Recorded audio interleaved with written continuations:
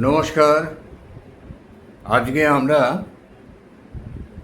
কালকে এর আগের প্রতিবেদনে আমি সাতে সমুদ্র ব্যাখ্যা করেছি, অনেকেরই ভালো লেগেছে। আজকে আমি অষ্টবসুটা বলবো।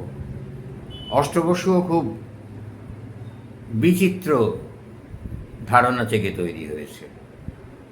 প্রথমেই বলি, এই যে 8জন বসু, এরা আসলে 8টি প্রাকৃতিক সম্পদ। বসু 8টি প্রাকৃতিক সম্পদ। এরা অগ্নি এবং আলোর সঙ্গে সম্পর্কিত। প্রকৃতপক্ষে অগ্নির সঙ্গেই সম্পর্কিত, কারণ আলো তো আপনার অগ্নি থেকেই তো আলো আসে। অগ্নি ছাড়া তো আলোর কোনো অস্তিত্বই থাকে না। এদের ইন্দ্র ও বিষ্ণুর সহকারী দেবতা বলা হয়। দেবতা মানে বিষয়, এদেরকে দেবতা বলা হয়, মানে এরা সেই ভস্ম করে দিলাম সেই ব্যাপার নয়। ইন্দ্র জলের একজন দেবতাকে পার্সনিফাই করা হয়েছিল। হিন্দু ধর্মের এটাই সব থেকে মজার ব্যাপার যে কোথাও সেই সর্বত্র কাউকে না কাউকে পার্সনিফাই করেছে। সে কখনোই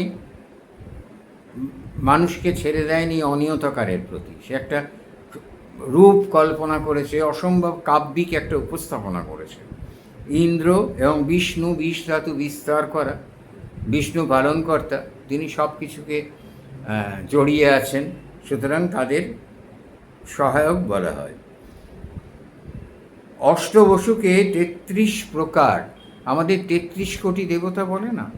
এখানে যারা আমাদের ধর্ম সম্বন্ধে অপপ্রচার করেন এবং আমাদের ধর্মের অশিক্ষিত হিন্দুরা, অশিক্ষিত বলতে আমি বলছি না কোয়ালিফিকেশন নেই, হয়তো তারা বিরাট বিরাট কোয়ালিফাইড, বাট নট এডুকেটেড। 33 কোটি মানে 33 প্রকার। এখানে কোটি শব্দের অর্থ প্রকার। দেবতাদের একটি শ্রেণীতে রাখা হয়েছে। 33 কোটি, 3-11 করে ভাগ, 3-11 33। কিছু কিছু পুরাণে ও রামায়ণের মতে অষ্টবসু কশ্যপ ও অদিতির সন্তান। মহাভারতের মতে ব্রহ্মা, প্রজাপতি বা মনুর সন্তান। মনুর সন্তান থেকে মানুষ। এখন কিন্তু সাবর্ণী মনুর সময়, মনু 14 জন আছেন। আচ্ছা, বসুর আবিধানিক অর্থ হচ্ছে উজ্জ্বলতা, আলো, উজ্জ্বল। বসুদের নাম কি? দক্ষ কন্যা বসুর গর্ভজাত 8 পুত্র। দেখুন, 8টাই প্রাকৃতিক সম্পদ। এমন আমাদের বিপাশ্বিত মুনি ঋষিরা এমনভাবে জিনিস রচনা করে করে দিয়ে গেছেন। মুনি বলতে পৌরোহিত্য করতেন যারা, ঋষি বলতে অধ্যাপক, আর কিছু না। ঋষি অধ্যাপনা করতেন, এখনকার ডক্টরেট। আচ্ছা, অপ ধাতু প্রথম যে 8টি পুত্র বসুর, দক্ষকন্যা বসুর গর্ভজাত এরা। এখানেও দেখুন একটা কথা, অষ্টবসু, বসুর গর্ভজাত। মাতৃতান্ত্রিক সমাজের ইঙ্গিত পাচ্ছি আমরা। অপ জল, ধ্রুব স্থির নক্ষত্র, আমরা ধ্রুবতারা চিনি। সোম চাঁদ, আমরা সকলেই জানি। ধর মানে পৃথিবী, ধারণ করে আছে আমাদের, সুতরাং ধর পৃথিবী। অনিল হাওয়া, প্রবাহিত হচ্ছে। অনল আগুন, অগ্নিশিখা। প্রত্যুষ মানে সকাল, প্রভাত। প্রবাস আকাশ, আলো। এই 8জন বসু। আবার বৃহদারণ্যক উপনিষদের মতে অষ্টবসুর অন্য অর্থ আমরা পাচ্ছি পৃথিবী, বরুণ জল, অগ্নি আগুন, বায়ু বাতাস। আদিত্য মানে চিরন্তন, এখানে পাল্টে গেল। আদিত্য চিরন্তন, আকাশ আকাশই থাকছে, এবং চন্দ্র চাঁদ আমরা চিনি। নক্ষত্র মানে তারকা। তাহলে এরা হলেন অষ্টবসু। বিষ্ণু পুরাণ অনুযায়ী অষ্টবসুর পরিচয় হচ্ছে ধর্ম। যে ধর্ম নিয়ে আজকে এত মারামারি, এই ধর্ম কোনো বইয়ের ধর্ম না। ধর্ম মানে আমার মানবিক ধর্ম, মানুষের যা ধর্ম, যা ধারণ করে রাখে আমাকে, ধাতু, সেখান থেকে ধর্মকথাটা এসছে। ধর্ম মানে সংস্কৃত মন্ত্র পড়ে দুটো ফুল দেয়া না। ধর্ম মানে যে আমায় ধারণ করেছে। আর এই ফুল দেওয়া যে পুজো আচ্ছা, ওটা আচরণীয়, ওটা আমরা আচরণ করব, ওটা আমার ধর্মের অন্তর্গত। অপ হচ্ছে জল, অনল হচ্ছেন অগ্নি, অনিল বায়ু, প্রত্যুষ প্রভাত, প্রভাস আকাশ, সোম চাঁদ, ধ্রুব স্থির। মহাভারত অনুসারে অষ্টবসুকে বলা হয়েছে দ্রোণ, প্রাণ, বিখ্যান, সমীর, অবুজ, ধ্রুব, প্রত্যুষ, প্রভাস। এই অষ্টবসু এদের এদের মহাভারতে যে বর্ণনাটা আছে সেখানে এরা কামধেনু চুরি করেছিলেন, এরা 8জন স্ত্রী সকলে।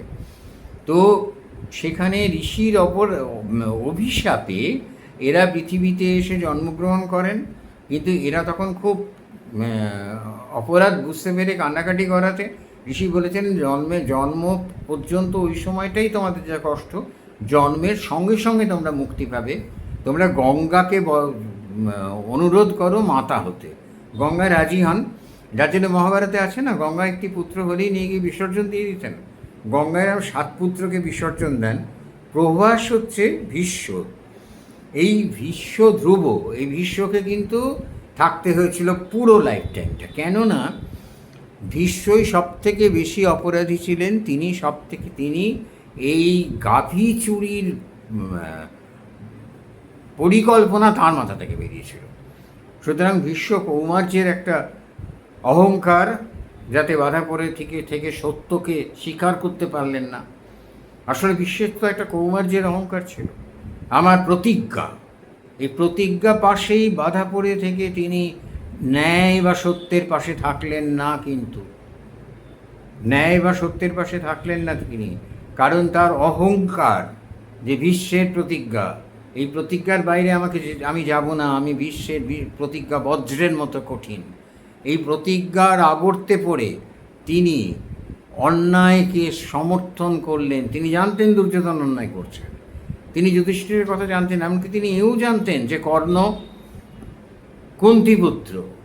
কুন্তিপুত্র কর্ণ কুমারী পুত্র, জানতেন তিনি, কিন্তু তিনি সত্য প্রকাশ করলেন না। কারণ ওই দুর্যোধনের প্রতি আনুগত্যের, কুরুবংশের প্রতি আনুগত্যের যে প্রতিজ্ঞা করেছিলেন, সেই প্রতিজ্ঞা তার সত্য দৃষ্টি আচ্ছন্ন করে রাখলো, সত্য দৃষ্টি তার আচ্ছন্ন করে রাখলো। সেই জন্যে তিনি, অদ্ভুত ব্যাপার, প্রতিজ্ঞাটাই সব। হ্যাঁ, আমি প্রতিজ্ঞা করব, প্রতিজ্ঞা রক্ষা করব, কিন্তু অন্যায়কে তো সমর্থন করব না। বিশ্ব জেনে বুঝে অন্যায়কে সমর্থন করেছিলেন। সেই জন্য বিশ্বকে সরসজ্জার মতো কঠোর মৃত্যু হয়েছিল তার, সারা অঙ্গে তীর বিঁধে আছে, তখনও তার প্রাণবায়ু যায়নি। কিন্তু আবার বলা হয়েছে ভীষ্মের ইচ্ছা মৃত্যু। এটা ইচ্ছা মৃত্যু, কেমন ইচ্ছা মৃত্যু যে স্বরের আঘাতে তিনি মাটিতে পড়ে গেলেন না, ওইভাবে রইলেন। যাই হোক, মহাভারত ব্যাখ্যা আমার কর্ম নয়, 2-1 লাইন বললাম। যদি ভুল হয়ে থাকি, কিছু ত্রুটি হয়ে থাকে, আপনারা নিজ গুণে ক্ষমা করে নেবেন। আচ্ছা, আমি এই হচ্ছে আমাদের অষ্টবসু, 8 অষ্টবসু। এরপর আমরা সুযোগ মতো 9 নবগ্রহ ব্যাখ্যা করব। নবগ্রহ জ্যোতিষ মতে 9টা গ্রহ নেই, অদ্ভুত দাদা। পরে এ নিয়ে নিশ্চয়ই আলোচনা করব। নমস্কার।